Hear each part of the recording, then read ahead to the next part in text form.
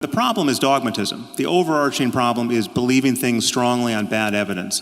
And the reason why dogmatism is so dangerous is that it doesn't allow us to revise our bad ideas in real time through conversation.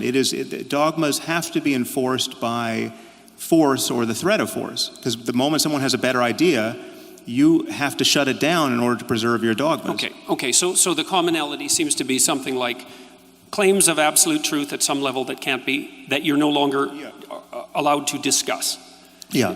So that's another point of agreement then, I would say, because part of the reason that I've been, let's say, a free speech advocate, although I don't think that's the right way of thinking about it, is because I think of free discourse, like the discourse that we're engaged in, as the mechanism that corrects totalitarian excess or dogmatic excess. And so I also think that systems of governance that are laying themselves out properly have to elevate the process by which dogmatic errors are corrected over the dogmas themselves, which is why I think the Americans are right, say, with regard to their First Amendment, is the process of free speech is the process by which dogmatic errors are rectified, and so it has to be put at the pinnacle of the hierarchy of values, something like that. No, I think you and I totally agree about the primacy of free speech.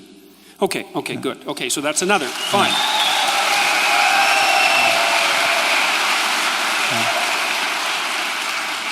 Okay, so then... Wait, I think there's one point that we should just lock in our gains here. It sounds like what you're saying is that the reason to fear religious dogma is really on the dogma side and not the religion side, which at least leaves open the possibility that something could exist over on the religion side that doesn't have that characteristic, right? That often they travel in tandem, but that the thing to fear is not the religious belief, it is the dogmatic nature of the way it is conveyed. Oh, yeah. Is that fair? The other way to say that is the only thing that's wrong with religion is the dogmatism. If you get rid of I've got no problem with the buildings and the music and the paintings and, you know. Wait a minute.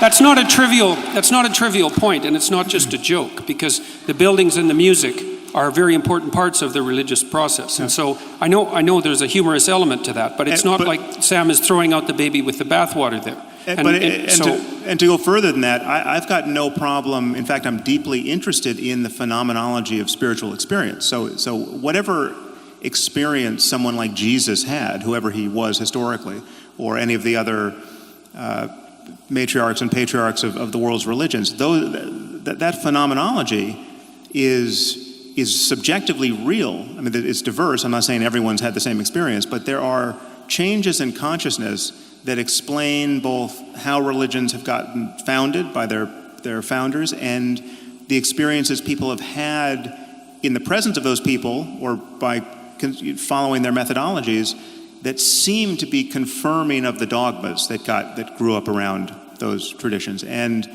my issue is that whatever is true about us spiritually, whatever opportunity being born into this universe actually presents as a matter of consciousness spiritually, that truth has to be deeper than accidents of culture and just mere historical contingencies. The fact that somebody was born in Mesopotamia and not in China and got a different language game. So whatever is true there has to be understood in universal terms about the nature of human psychology and the human mind.